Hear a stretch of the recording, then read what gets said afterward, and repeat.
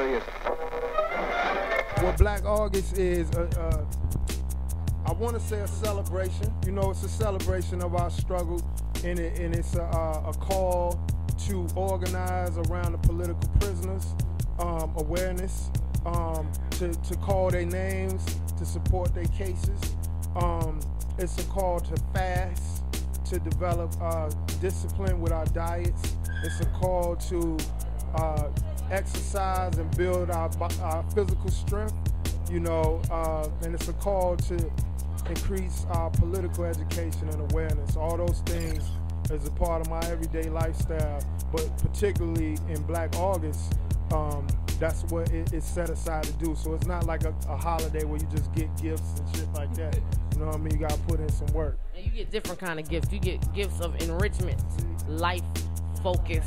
There's a lot of political prisoners that have been sacrificing their freedom to make change for us, and it's the least we could do is to raise money and at least help them through their struggle. Everything, all of this stuff is about empowering my people, you know what I mean? And just making sure that we all have the same amount of justices, rights, and everything, and that we're just all good and peace. It's an amazing event, first and foremost, for what it stands for, bringing light in an artistic way to the plight of political prisoners. And not just the most famous ones, but those that are relatively unknown, you know.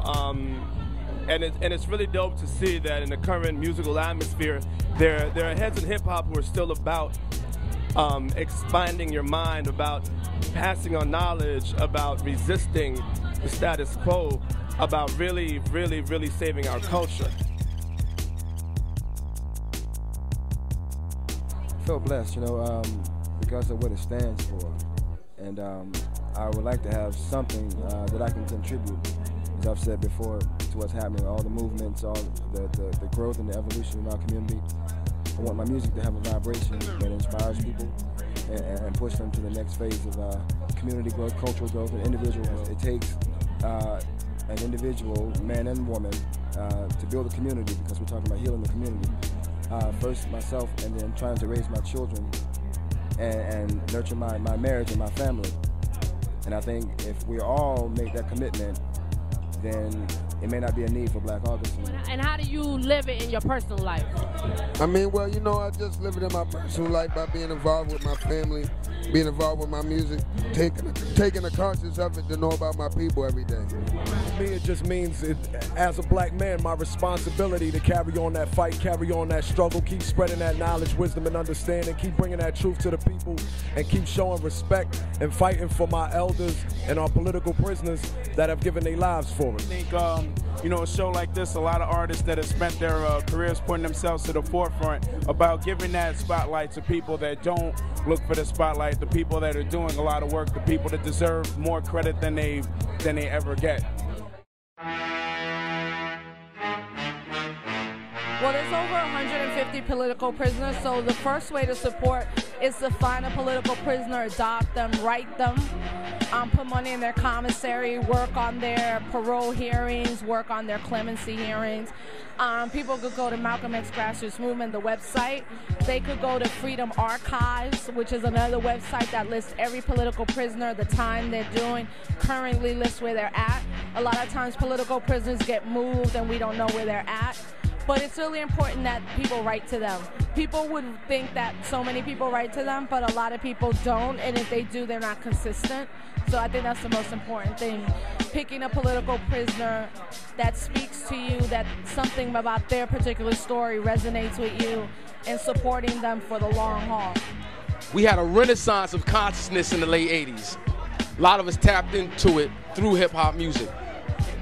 During that time, I became more aware of what the struggle was really about, and I came in contact with a brother named Jaruba Ben Wahad while he was still locked up.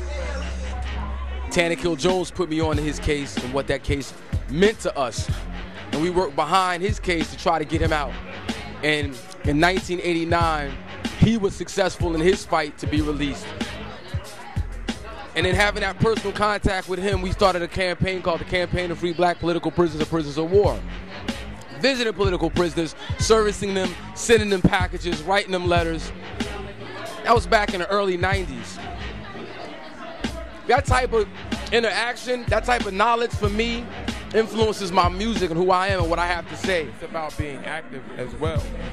These people were prominent because they not only complained and talked about it, they actually did it. And you know, it's coming to that time again where we have to take action for what we believe in. And strategize and take action and make moves, because complaining will get you nowhere. Sitting there and just discussion will get you nowhere. Sitting there saying no justice, no peace in a peaceful fashion will get you nowhere. So I'm very happy for Black August and events like this that raise awareness about that. And I would love for the energy captured in this room to stay in everybody, and tomorrow they go out and do something different from what they did today, including me and including everybody in here.